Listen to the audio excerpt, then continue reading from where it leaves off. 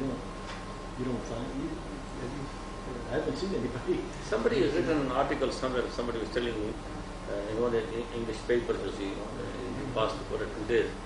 So well-informed man, I don't know if he's a British or American or Indian, somebody about India going to war with Pakistan. Yeah, on the election. They've been doing this for about 5 years now, saying India is going to attack Pakistan for domestic political reasons in India. We go back to 81, really, they've been talking about this. Well, okay, I've been waiting, no, it hasn't happened. I don't say that But it's it got impossible. averted in But 87. I think it'd be disastrous politically, internally politically for the Indian government to do this, because the price would be very high. And the Indian public's not stupid. You get some people who respond to all of it. Again, an easy one. The 71 one was very nice. Yeah, 71 was very nice for them. Yes. And because it could be done at a low price. Yes. But that's not the situation you face with Pakistan. In case that happens, how will America and Russia respond to it? We would keep out, I think. They'll keep out. Well, The depending Russian- upon the circumstance. I don't think Russia. The Russians will also keep out. I don't think. I think so. Yes. I think that they. I think the Soviets are interested in improving relations with Pakistan. It makes good sense for them. Their basic policy in the region. And with this policy of Russians to make peace or friends with Pakistan, don't you think the American influence is also going to be affected in this region? It's understood. It's going to be affected. But it's good. I mean, our policy is served. We're partly here in Pakistan because it was seen as a Soviet threat to Pakistan. If the Soviets aren't threatening Pakistan, it's easier for us. But do you think America would like to hand over this region to Russia and It's China? not a question of handing over. Neither Handing over the interest, Pakistan, of course. neither Pakistan or India is going to be handed over to either American or the So handing Soviets over or doesn't mean exactly that, to hand over. You see, it means some reducing their area of influence. We'll just look at the American response to the China-Soviet normalization. We've been very supportive of it. Yes. For good reason. Because we know that when the Soviet Union has good relations with China, that this limits what Soviets have to take into consideration Chinese views on everything they do in Asia, at least I think in the world. That limits upon what Soviets could do. That is good for the United States as well as for China and for most of the other Asian countries. So that's how I think we view these matters, not on whether the Soviets and Chinese are getting more friendly, maybe our interests are going to be. Those are very short-term, narrow considerations, are not the basic ways in which. And this would be true, I think, in terms of Pakistan. That again, if Pakistan and the Soviet Union have a good friendly relationship, would be based.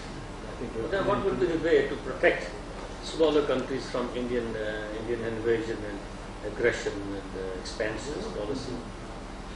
Is there any way? Do you think of any way? America has been doing that, but right, very successfully. Really?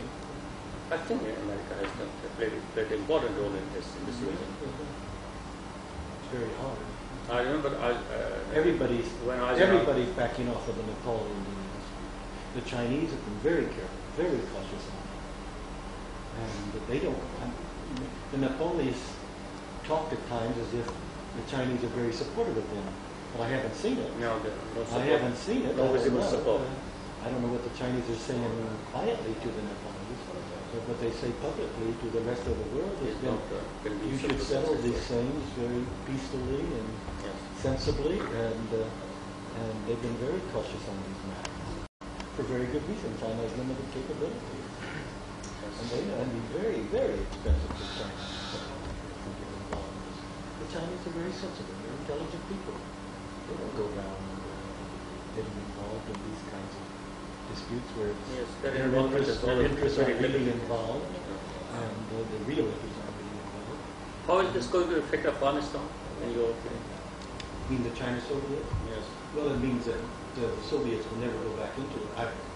It's extremely unlikely that Soviets will ever go back into it.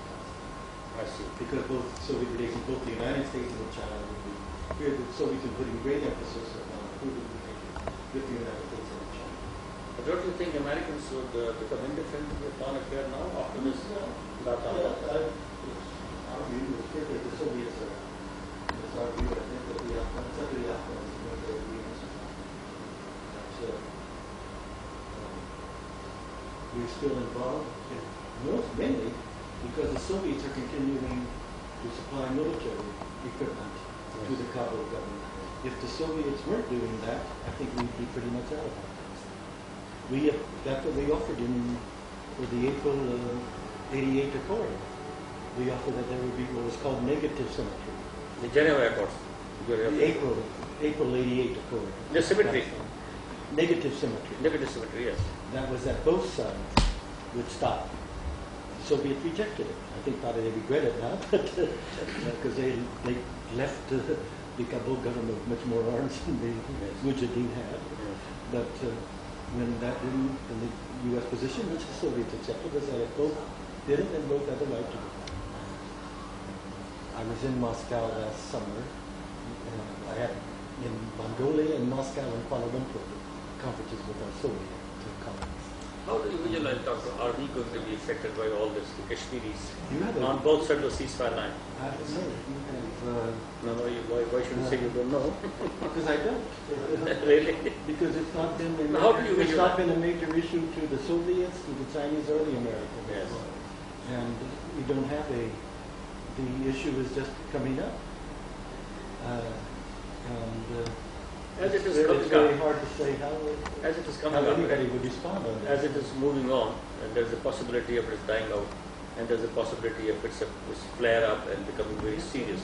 In that event, what do you visualize could happen? I would think that the Chinese, the Soviets, and the Americans would try to keep out as much as possible. I see. I think that's basic to their policies today, that they don't want to have. Don't you think they will lend us their moral support even? The freedom-loving